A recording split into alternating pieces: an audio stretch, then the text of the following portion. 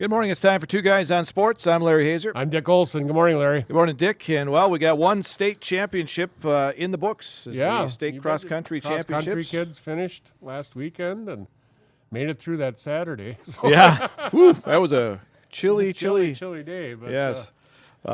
Stevens Point is the Division I champion for the 13th straight, or for the second straight season, 13th time in their program's history. What a performance. 36 team points in Yeah. a state champ. That is amazing. They had the number 2, 5, and 8th runners overall, and I believe that translated to 1st, 3rd, and 6th, I believe, in the team points. So Wow. it's pretty easy to see why they got such a low score. They were 39 points ahead of Hudson, who finished in second. So That's domination there. you betcha. So All right. Slinger was the Division I girls team champion. By the way, Owen Horniman of Marshfield finished 147th. Yeah. Now, you might think that's down, but there's a lot of runners. this is a state championship too, Larry. Yeah. Where you finish is, I don't think, Right. the fact that you got there is a big Yeah, you're thing. going against the best of the best. Yeah. You bet. Yeah. So, especially in D1. Right. Yeah. Slinger was the Division I girls team champion, and Lakeside Lutheran won the boys state championship for the first time. Yeah. Bloomer finished 5th in the boys. Okay. So Xavier won the second straight Division II girls championship. Bloomer finished second there. yeah, and they did well too. Now I don't know if how they're related here. Are they sisters or whatever?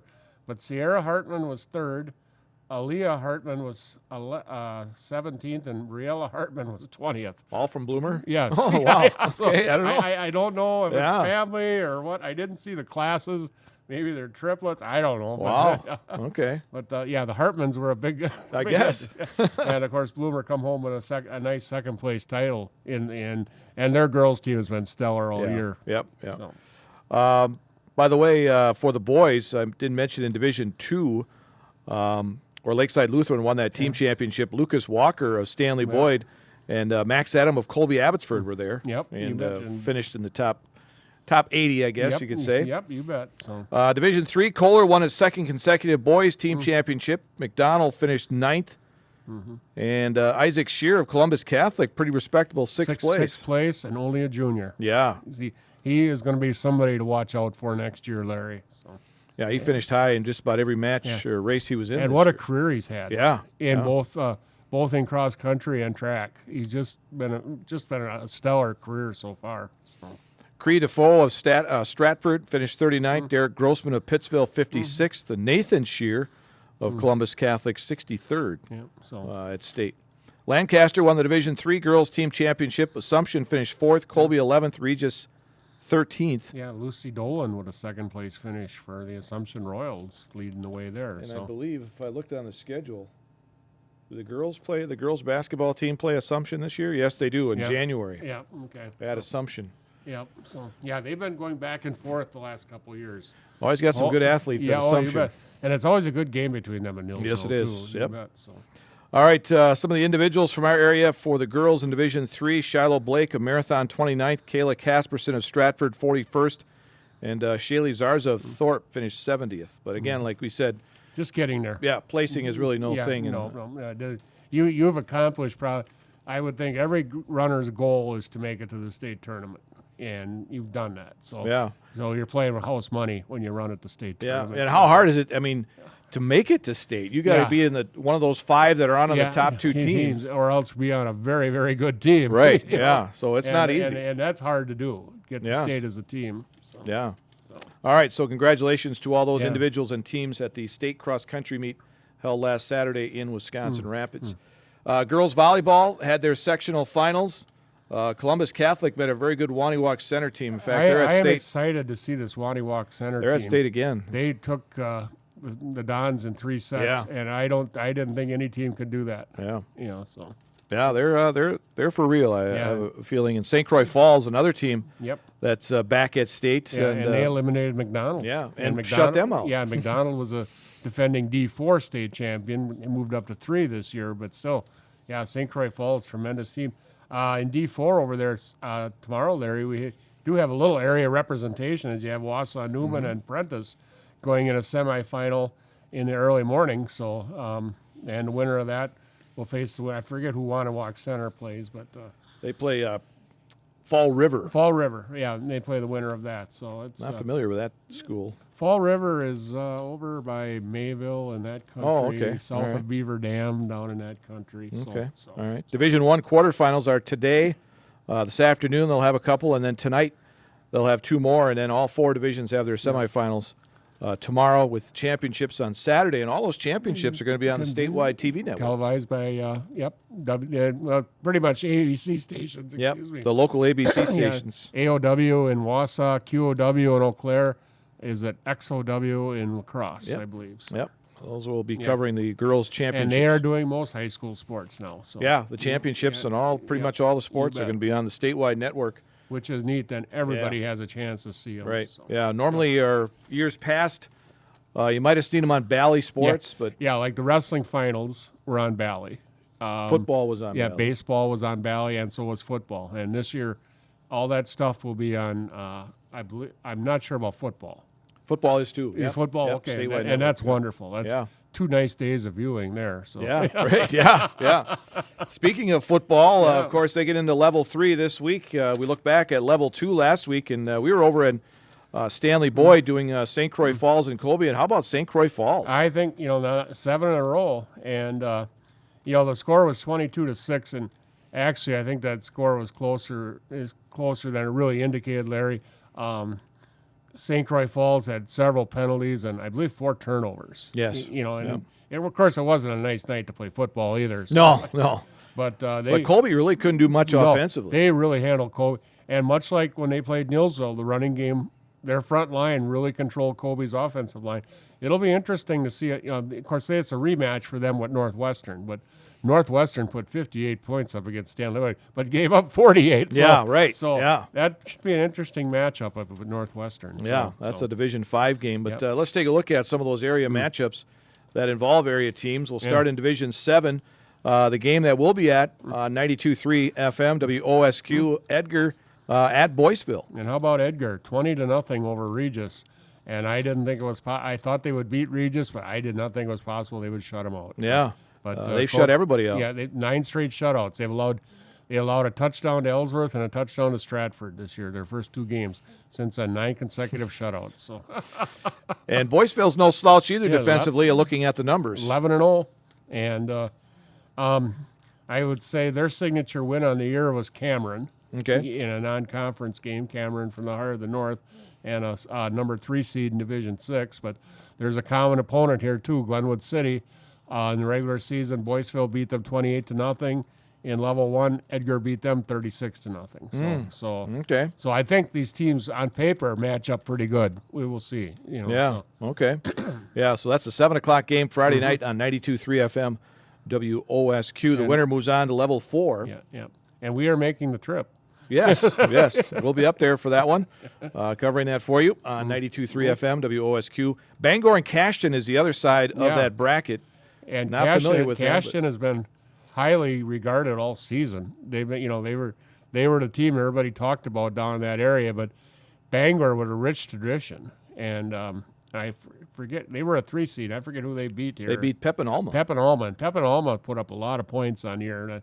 Now in Pepin Alma, I can go into what I think about the Dairyland Conference, but Pepin Alma was a team that has really wreaked havoc all season, and Bangor seemed to handle them pretty good. So. Yeah, Bangor at Cashton should be a good matchup there. Yeah.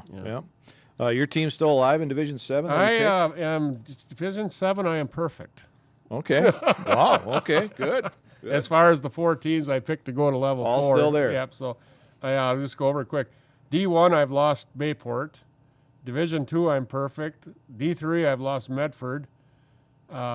Number 4, this one surprised me. I lost St. Croix Central. They lost to Baldwin, Woodville, and that was a rematch of a conference match. And and you talk about St. Croix Falls going up to Northwestern. That second time around ain't always as easy. No, it isn't. So D5, I'm perfect yet, Larry. No. In Division 6, I've lost Kenosha St. Joseph's, and in 8-man, I've lost Gilman and North Crawford. So all right. Well, you're not doing too bad. Not too bad. I'm pretty happy with myself. So speaking of Division 6, Stratford is at Auburndale on Friday night, and that game you can hear on 1450 AM, 98.7 FM, WDLB.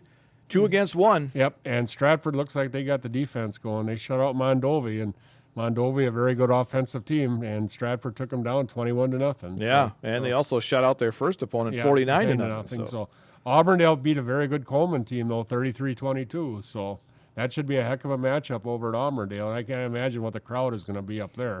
Boy, yeah. As far as, they're both close. Pretty close, yeah.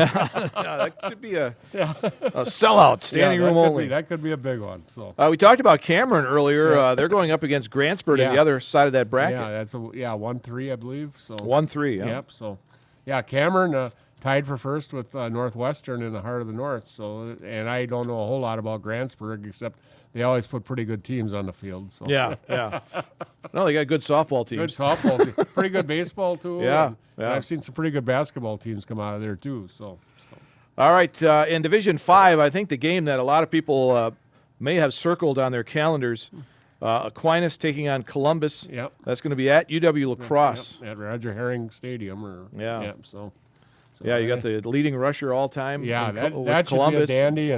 And of course, then you got the defending champion in D5 from last year and the defending champion from D4. So that is quite a matchup there. That's going to be a good one. Yeah, that will be a dandy. So. And then, of course, the St. Croix Falls Northwestern matchup up at Northwestern. St. Croix Falls, they just keep moving. They're number 5 seed. Yep, and they're playing good football. Excuse me. I'm talking all sports here. But their offensive and defensive lines have just been dominating people. So, and, it doesn't take, better than Metter. Yes, that's right. There you go. So, he had a big night, but he wasn't dominating. I mean, he didn't break nothing big till he broke the big kickoff return at the end, which kind of broke Kobe's back. But, they just dominate on the defensive side. It was just pretty much, Colby couldn't do a whole lot of anything. Nothing. Their touchdown pretty much scored on a flea flicker, but Colby had some missed opportunities too. Yeah, there was a pass to Voss out in the flat late in the first half that would have went for a touchdown, and the quarterback underthrew it. But there was pressure on the quarterback, and then they were inside the 10 on which turned out to be their last drive, and they couldn't punch it in. But St. Croix Falls with 4 turnovers and a lot of penalties really hurt themselves in that game too. So and Northwestern typically has been a big team. But I don't know what they're like this year. I don't know like this year. I didn't look at their roster, but I remember them coming down to Nielsville in 2009. They were huge. They were big boys. Yeah, they were big dudes. So.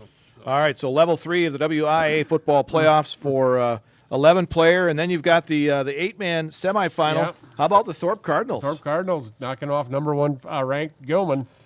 So, and they will have a matchup with Chippewa Falls McDonald, and they are playing that game at Stanley. Yep. So, that's tomorrow night as well for 8-player semifinals. And then I believe it's Florence, and I'm not sure what on the other side, but somebody else. Yeah, Florence and somebody else. Yeah, there's another semifinal. I picked Florence to get in the championship game. So. You had Gilman, right? I had Gilman. Okay. I had Gilman to win it all. So, 8-man, I'm pretty well hooked.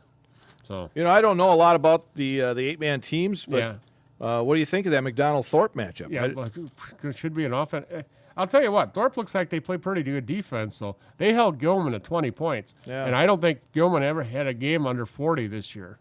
So I think you got to look at Thorpe defensively is pretty good, Okay. And they also held down the Owen Withy teams a couple of times too. So they must be pretty good defensively. McDonald puts a lot of points on the board. They put 42 up against Siren, but they gave up 39. But there again, Siren was a number 1 seed, pretty good ball club too. So, but a neutral field on the turf, that should be interesting. So, we'll see. Yeah. There's no excuse for bad field conditions. No.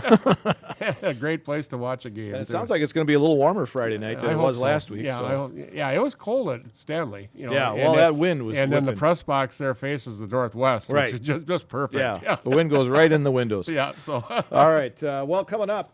Next week, girls basketball practice already starts. Before we switch, I want to talk about the Clorbell All-Conference. Oh, Jeez, sorry about that. The Clorbell All-Conference teams came out this week. And Nielsville Grattan, very well represented. First team offense, quarterback Bryce Erickson and receiver Braylon Boyer. Bryce on the season, Larry, 141 out of 284, 1,775 yards, 17 touchdowns. And that earned him Offensive Player of the Year in the Clorbell. Yeah, so congratulations. Great honor for Bryce. You bet. I looked up his career stats, Larry.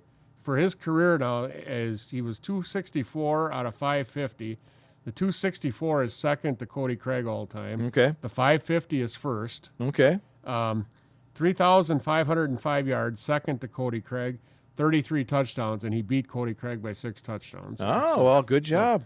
Bryce Erickson, all-time leader in touchdowns. Yes. Okay. So he played a couple more games than Cody, Yeah, but right. because Bryce did start some games as a freshman. But Okay. anyway, Braylon Boyer, first team a receiver on the Clover All Conference. Ashton Schultz was the second team receiver all conference. So I looked up the career totals. These two guys have risen to the top of receivers in Neillsville record book. Okay. Depending how you rank them. Okay, in the record book, they are listed by yards. Yeah, So right. Ashton is first. Okay. He has 1,138 yards. Braylon was second with 925 yards. Braylon had 62 receptions, which is first all-time. Ashton, 59 receptions, second all-time. Braylon had 12 touchdowns. That's first all-time. Ashton had 11. That was tied with Jason Ewald for second. So pretty good tandem, these two turned out. Yeah, they did. And of course, they came up with Bryce, and they this year they really got some a lot good of numbers. chemistry Yeah. between those three guys. So, Yeah. And but just to see those kids on top of the record book like that. Yeah, that's wow, kind I of did not amazing. realize that. Yeah. That's cool. Yep, you bet. So continuing. Ashton on the second team offense. On the second team defense, we had Reese McDonald and Jace Peckel, and of course, Larry. Jace missed some games there because of his leg, and that probably kept him off the first team, I think. So, and then honorable mention. How about Preston Berg? Honorable mention. First year starter got there. Max Kretlow as a linebacker, and then Mike Ozowski as a defensive back. And there, I think an injury prevented him from placing maybe first team too. So, but great job by all these kids. So, And again, you can see the entire teams on our website, cwbradio.com. One other sports conference page. I want to talk about, too. Yeah. The Central Wisconsin Small came out with theirs, and Loyal well represented there.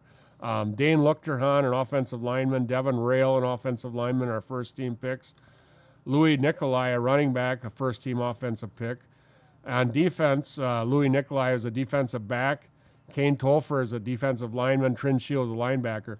Louis Nicolai, Larry, was Defensive Player of the Year in the Clover Belt Central Wisconsin Small Conference. Wow, okay. Good for him. And then they had some honorable second team. They had Hudson Hansen as an offensive lineman, Reed Stiglitz as a quarterback, Kane Tolfer as a tight end. Honorable mention, they had Trin Shields as a running back. So good representation for Loyal on the Central Wisconsin Small. Cool. Yeah, Good for them. Good you for them. bet. So. All right. Let's see. As I was mentioning it, I'm sorry I forgot about the all-conference That's football okay. there. I thought it should be mentioned. Yes, it definitely should have been, yes. And I Yes. did that digging in the record book just to see where they were, too. So. But the girls' basketball season gets underway next week with practice, and then the boys will start the week after. And there are some new coaches in the area. Yep. And one of those is new Spencer boys basketball coach, Charles Jennings. Yep. And Gene DeLisio had a chance to talk with Charles. Well, it's a good feeling. I am very much looking forward to this season. We got a good group of kids coming out for basketball here. I don't know. It's been difficult in the past, I think, at Spencer with people coming out for basketball. So we're just trying to change the culture, make it more fun, make it enjoyable, and get some kids out. So, Well, tell us a bit about your basketball background, which actually you've not coached on the varsity level much, but you do have extensive experience coaching the game of basketball. yeah, so my basketball coaching experience started at Emmanuel Lutheran in Marshfield here. It's a private school. I was coaching elementary 4th, 5th, and 6th, and then also junior high 7th and 8th grade. Did that for about 8 years. I was also athletic director at the time there. And then from there, I received a middle school coaching position in Spencer. I did that for a year, and I also assisted at the varsity level that year. The JV position opened up, so I applied for that and got that. So I did that last year and also assisted at the varsity level. And then this spring I applied for the varsity position and was offered the position. So that's the extent of my basketball coaching experience. And then played in high school. So, yeah. Well, you do have some experience then with the Spencer program. Any overall thoughts you have about basketball in Spencer, where that program sits right now? Well, I think we're a a little on the downside right now. I think players coming out, some players haven't come out that maybe could play for us. I think it's a situation where the players that we do have now are going to work together well as a team, and maybe in the past haven't. Hopefully it's a team-based season, I guess is the way to put it. As you mentioned, the numbers have been down, and that's a situation that Spencer has struggled with in basketball the last several years, really. What steps do you want to take to improve that number situation? Well, I think it starts with the culture and just building a trust and a community presence with basketball in Spencer. It's not. I don't think it's the number one sport. I think football and wrestling are probably more visible and maybe. I wouldn't want to say preferred, but it seems like those are the sports that the kids are going into, and I think that's a testament to the football program and the wrestling program from how early they're starting off. They're going, I think, second and third grade even, maybe even younger in some of those sports. And I think that's where we need to get at with basketball, and that starts with doing summer programs and youth camps and whatnot. And I think that's where we need to get to. Well, you did mention that you worked last year with Coach, on the basketball side, with Coach Neiman as his assistant.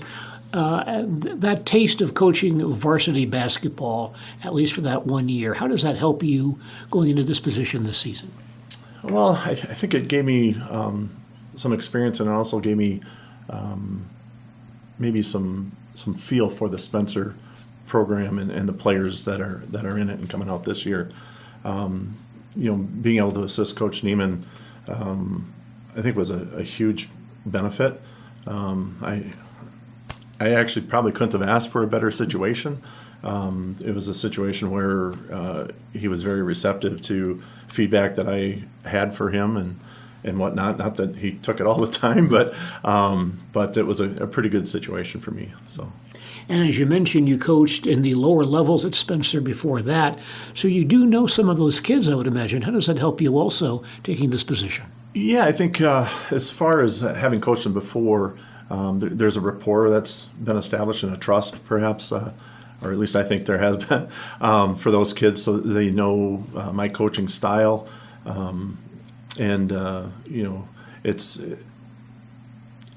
It's something where I have trust in them to be able to do what's asked of them. And it might not be the same depending on the personnel we have either. So, but they know that, if it's something we're asking them to do, that they're going to put forth the effort and do it. So. Well, you mentioned style. What kind of style of basketball would you like to play in Spencer? That's a really good question. We're probably going to have to hold off on answering that one because we need to evaluate the personnel a little more and go from there. But we have some ideas, so we'll see. Any ideas about the talent you have coming back at Spencer this year? Well, we lost 5 seniors last year, 6, 7 if you count 7, 8 actually if you count the 3 foreign exchange students. One of them was injured last year, and the other 2 didn't play varsity. But so out of the other 5 seniors that we lost, we're having to replace them. There's a pretty good junior class, I think, that didn't get a lot of opportunities last year. So I'm excited to see what they have to do. Returning starter, Sam Beslick, is a sophomore. He'll be a nice asset to have. And then we've got some other kids coming up, too, from the sophomores and possibly freshmen, too. So, yeah. And you saw basketball last season as an assistant in the Clover Belt Conference. What were your impressions of that league of basketball? The Clover Belt Conference is pretty tough. Columbus and Coach Konishny, of course, have a solid team there. You got Coach Geyer over in Neillsville. They got a lot of height and are well coached there. Colby, I think they have 9 starters or not 9 starters, but 9 seniors that they lost. So I'm not sure how they're going to look, but Coach Flink does a nice job there. Loyal actually beat us twice last year. I think they're losing 1 starter from last year. So Coach DeSmet over there is going to have a pretty good team again. Then Gilman's actually got a good core of 4 returning starters. I'd be surprised if they didn't play some tough basketball. And that's Coach Marion there, I believe, and then Coach Hinker over in Greenwood. I'm not sure quite what he has. I think he lost 2 pretty decent starters last year. So the conference is tough. It's going to be interesting this year, I think. What steps are you taking this off season to acquaint yourself more with the Spencer program? Oh, geez, there's been a lot of behind the scenes stuff going on. I remember seeing a sign on one of the YouTube videos I was watching from one of the coaches that does some podcasts and whatnot. It said, "We interrupt this marriage to bring you basketball season," and it feels like that might be the case over the summer too. So, no, just a lot of evaluating going on, watching game film from last year, checking out some other videos from Huddle, whatnot, of other teams that were playing this year and whatnot, trying to prepare offensively and defensively, and figuring out what we want to do and how we want to do it. So. I do want to ask you about the facility. You're playing in that very unique Spencer Dome. What does that mean for your program to have a facility like that? It's nice to have. We got the extra court now, so that helps out with practices and whatnot. Some coaches and teams might think we have a home field advantage maybe with the dome. And with that being said, it's very loud, hard to communicate. We get to practice there, so we understand what it's like coming in. And some of the other teams might not have that advantage. All right, that's Charles Jennings, the new Spencer boys basketball coach. And, like all of them, they all talk about the old coaches and how they can, what Yeah, they he was an use. assistant last year to Clint Neiman, so he knows the boys really well. And I think he's got some pretty young talent coming up, too, I think. So. Yeah, and of course, he talks about, the Columbus Catholics Yeah. and the Neilsvilles and the Yeah. Neilsville Height. And, Yeah. it's going to be a little tough new job for him there Oh, at yeah, Spencer. absolutely. But seems like he comes into it with a lot of enthusiasm. And, Yeah. And Clint Neiman did a great job there for several years. So. All right, so that'll take us to where are they now here on the show? I'm staying in Neilsville this week, Larry, and I'm going to talk about Scott Mayhawk, a 1976 graduate of Neilsville High School. Scott was a 3-year letter winner on the Neilsville football team. His sophomore year, the Warriors were 6-3. Scott started as an offensive lineman and also handled the place-kicking duties for the Warriors, where he was 4 for 10 in extra points. His junior year, the Warriors were 8-2. Scott started on offensive and defensive lines for the Warriors and handled the kicking and punting duties. He led the Warriors in tackles that year with 106 tackles. As a kicker, he was 2 for 3 in field goals and 8 for 11 in extra points. He was named to the first-team Eastern Clover Belt All-Conference team on defense and as a kicker. His senior year, the Warriors were 10-0, winning the Eastern Clover Belt and also winning the unofficial state championship game in Class B when they defeated number 2 Stanley Boyd in the Clover Belt crossover game 29-0. Scott started on offensive and defensive lines for the Warriors and handled their kicking duties. He had 57 tackles on the season, and as a kicker, he was 10 for 10 on extra points and 3 for 3 on field goals, including an epic 39-yarder in the historical 17-14 win over Kobe, which ended Kobe's 32-game winning streak and propelled the Warriors to an undefeated season. Scott was named first-team All-Eastern Clover Belt as an offensive lineman and as a kicker, and was named as a kicker on the All-Northwest team. In the winter, Scott was a 2-year letter winner on the Warrior basketball team. His junior year, the Warriors were 22-4 on the season, winning the Eastern Clover Belt Conference Championship and the WIA Regional, and losing in the WIA Sectional Finals to Amory. Scott averaged 8 points and 5 rebounds per game. His senior year, the Warriors were 21-4, winning the Eastern Clover Belt and WIA Regionals, losing to Ladysmith in the sectional semifinals. Scott averaged 10 points and 6 rebounds per game and was named second-team All-Eastern Clover Belt. In the spring, Scott was a 3-year letter winner on the Warrior baseball team as a catcher and infielder.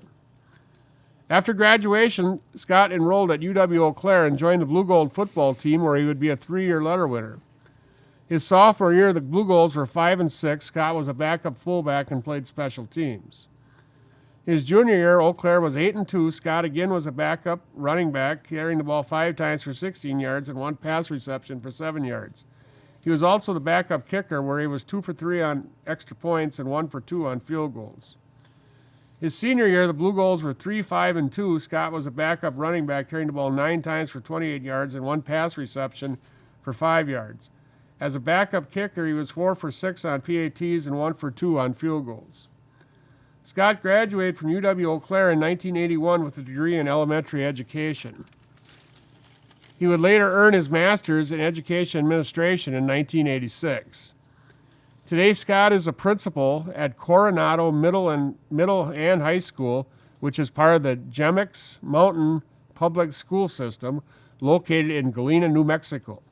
Scott and his wife, Colleen, who is a high school social studies teacher at Coronado High School, reside in Rio Rancho, New Mexico, Larry. Oh, wow. Yeah. He got Scott away from home. I guess, yeah.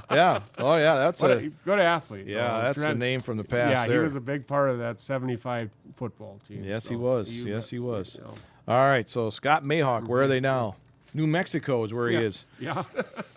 All right, college football. They released the first college football playoff rankings of the season, and surprisingly, Ohio State number 1. Yeah, I said I was a little shocked with that one, but they had a win over Notre Dame. Maybe that something like that. I don't know, but boy, that one surprised me a little bit. Yeah, so. Georgia's been the number 1 team for the last 20 weeks. 20 weeks, yeah, and really there was no reason not to knock them out number 1. I mean, they played fine. But.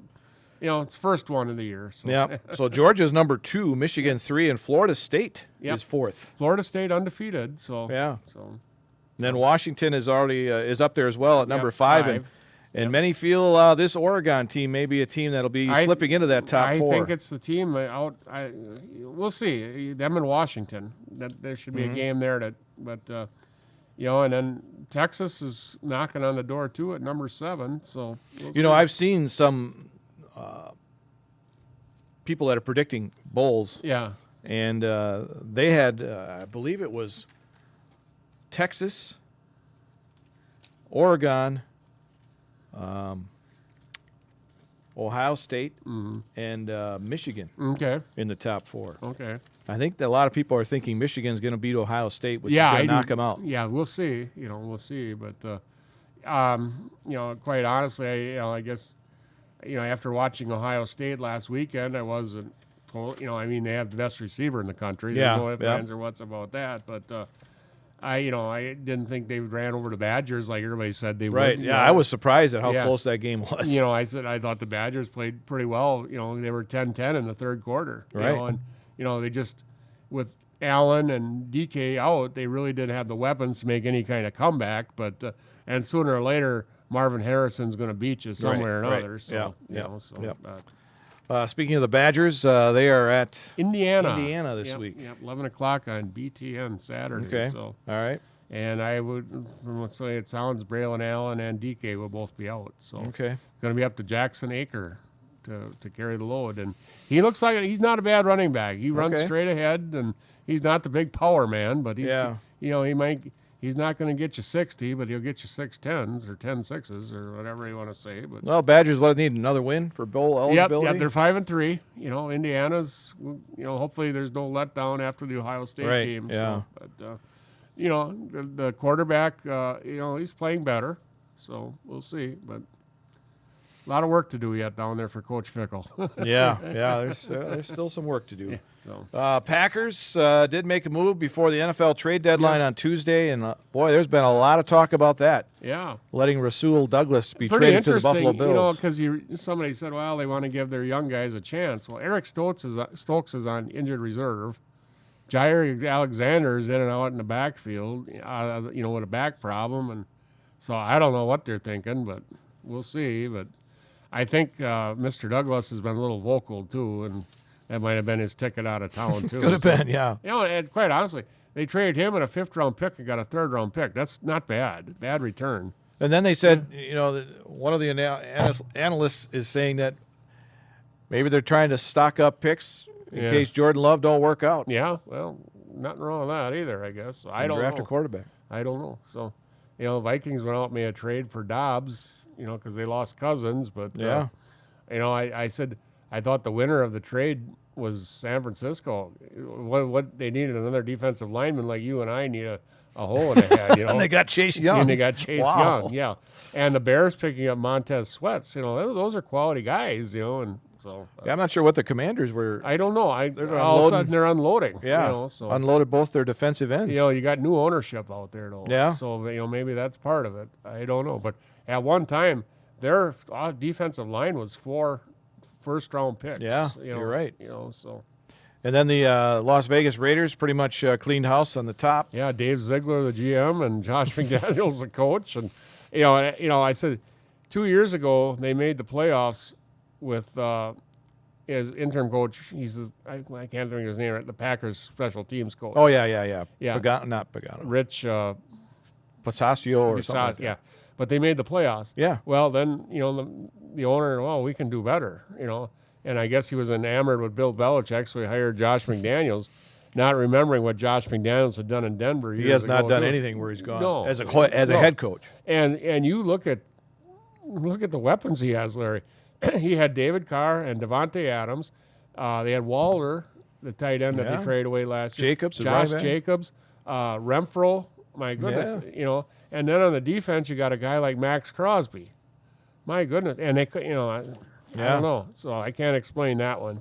They also let go of their offensive coordinator. Yes, they did. Mike Lombardi, yeah, who's a known commodity as far as offense. But from what I've seen and heard, I haven't seen other than when they played the Packers. Right. They just don't seem to get the ball into Adams' hands at all. He had one catch against Detroit. Yeah, That's you got a weapon like that. yeah, You got to use him. and that's not good for his ego at all. No. He was throwing his helmet around on the sidelines. He was not happy. I didn't watch the game. I watched the baseball. I just game. seen the highlights. Yeah.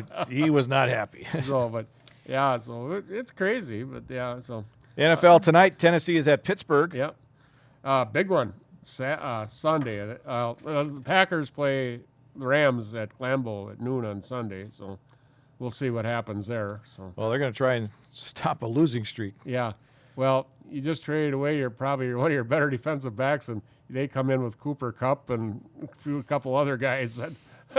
Yeah.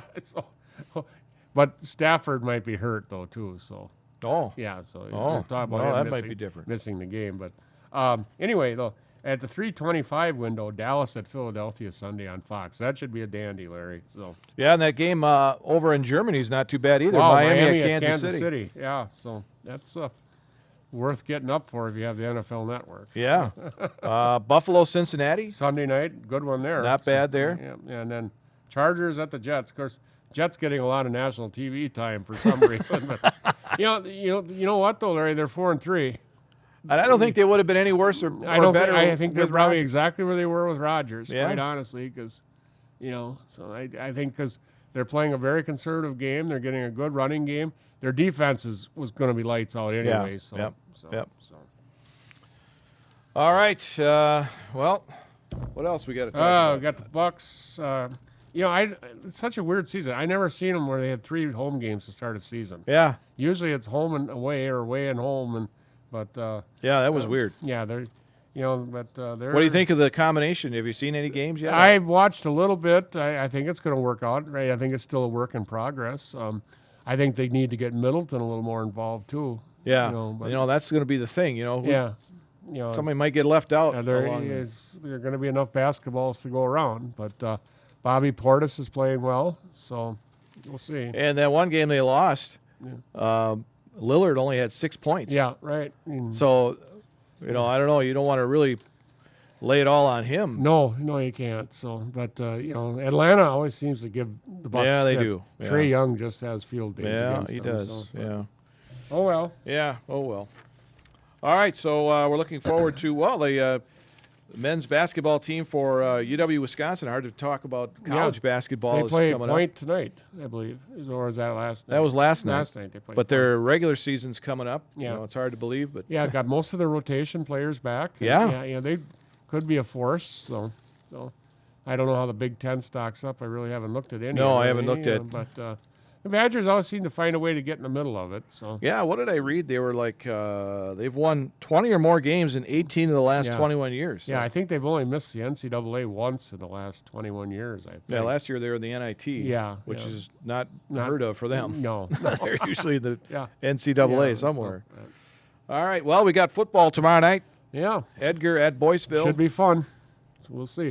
I haven't be interested. I haven't seen Edgar play this year, so No, I think this I've should seen be him on fun. film, but I've not Yeah. seen him live. I would love to see how this defense is because any team that shuts out Regis gets my attention. Yes, so. indeed. And Carter Butt at the running back. He is having a hell of a year. Heck of a Excellent, year. excellent Yeah. running back and defender. Yeah, he's one of the top rushers in the state. Yeah, So. yeah. So it'll be an interesting game. 7 o'clock for that one tomorrow on 92.3 FM WOSQ. And Stratford Auburndale on 1450 AM 98.7 FM WDLB. Yeah, and that's 1 versus 2 in Division 6 there. So Yeah. and so we're gonna at least have one team from the area in level 4. Yeah, we'll have at least one, yes, no matter what. That's Two Guys on Sports. I'm Larry Hazer. I'm Dick Olson. We'll talk to you next week.